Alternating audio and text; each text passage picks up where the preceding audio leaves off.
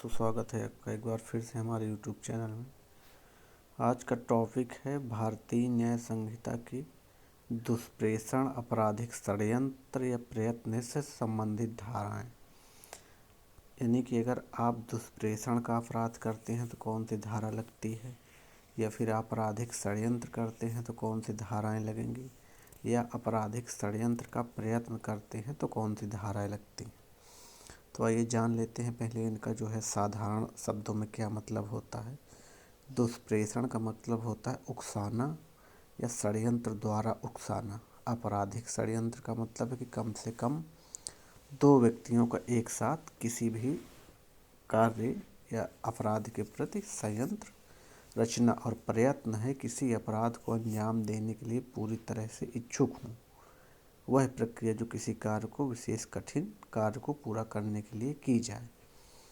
तो इसका आसान भाषा में अर्थ था दुष्प्रेषण, आपराधिक षड्यंत्र और प्रयत्न का। आइए जानते हैं धारा। तो धारा, सबसे पहली धारा है बीएनएस सेक्शन 35। पहले आईपीसी 34 थी, यानी इंडियन पेनल कोड 34 धारा थी। नए कानून में 3-5 हो गई है। तो इसका मतलब है कि एक समूह में किए गए अपराध के लिए हर सदस्य को समान रूप से दोषी ठहराया जाएगा। अगर कोई अपराध समूह के लोगों में से एक व्यक्ति भी करता है तो सभी को दोषी ठहराया जाएगा और सभी को बराबर की सज़ा दी जाएगी। अगली धारा है भारतीय न्याय संहिता की धारा 190। पहले धारा थी आईपीसी 149। इस धारा के तहत अपराध किए जाने वाले कुछ कार्य अपरिहार्य हैं। तो कोई सदस्य किसी व्यक्ति का अपहरण करता है तो सभी सदस्यों को अपहरण का दोषी माना जाएगा। यानी कि अगर कोई एक व्यक्ति, एक ग्रुप है, उसका एक व्यक्ति किसी का अपहरण करता है तो जितने भी समूह के सदस्य हैं सभी को दोषी माना जाएगा। सबके प्रति जो है कानूनी कार्रवाई की जाएगी। अगली धारा है बीएनएस की धारा 61। आईपीसी की धाराएं जो है पहले बीएनएस की धारा 61 से पहले आईपीसी की 120 भी थी धारा।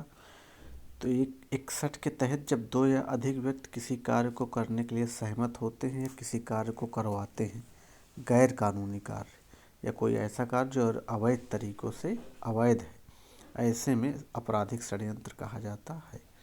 तो जो धारा 61 है वो आपराधिक षड्यंत्र के लिए लगाई जाती है। और इसके बाद आखिरी धारा है भारतीय न्याय संहिता की धारा 62। पहले आईपीसी में 511 थी। यह धारा उन व्यक्तियों के लिए दंड को परिभाषित करती है जो ऐसा अपराध करने का प्रयास करते हैं जो आजीवन कारावास किसी अन्य कारावास की सज़ा से दंडनीय है। यदि कोई व्यक्ति ऐसा अपराध करने का प्रयास करता है, करवाता है, तो कोई कार्य करता तो उस अपराध के प्राकृत के अनुसार इसको दंडित किया जाएगा। तो इस पार्ट में, इस टॉपिक में वही धाराएं बताई गई हैं जो अपराध से संबंधित हैं।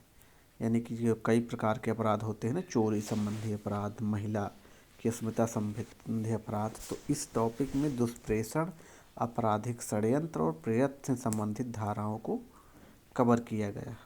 बाकी की जो धाराएं हैं वो आगे वाले वीडियो में कवर कर लेंगे हम। धन्यवाद दोस्तों।